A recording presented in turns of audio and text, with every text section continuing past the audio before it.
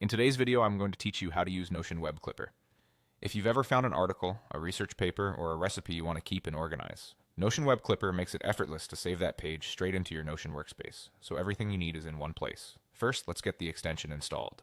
Head to the official Notion Web Clipper page and download the version for your browser, whether that's Chrome, Firefox, or Safari. Click to add the extension and accept the permissions your browser asks for. Once it's installed, make sure the Notion icon is visible in your toolbar so it's easy to access. If your browser supports pinning extensions, pinning the icon helps keep it one click away whenever you want to save a page. Next, confirm you're logged into your Notion account in the same browser. Open Notion in a tab and check that you're in the right workspace. If you switch between personal and work accounts, double check which one is active. Being logged in ensures the Clipper can send your saved pages to the correct place without interruptions.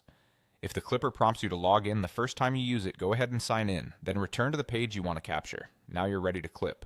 Browse to any page you want to save, maybe an article you want to read later or documentation you'll reference often. Click the Notion icon in your toolbar. A small window appears with the page title and a drop-down to choose your destination. Select the workspace and then choose the database where you want this page to go.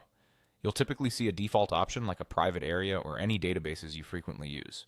When everything looks right, click Save Page. Notion will capture the link and, when possible, the main content so you have a clean reference with the source URL attached. Before you save, you can organize the item directly in the Clipper window. Edit the title to make it clearer, and if the chosen database has properties like tags, status, or priority, you can set those here too.